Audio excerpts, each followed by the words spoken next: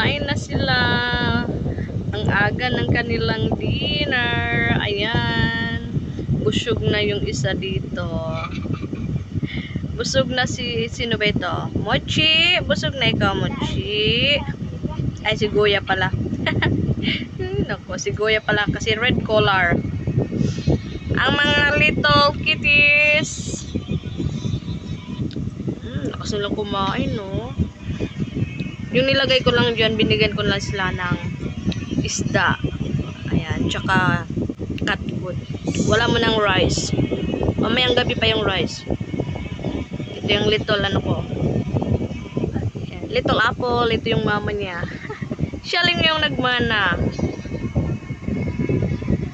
Ayan, ito yung mga kapatid niya. Ayan. Enjoy na enjoy si Kali sa gilid.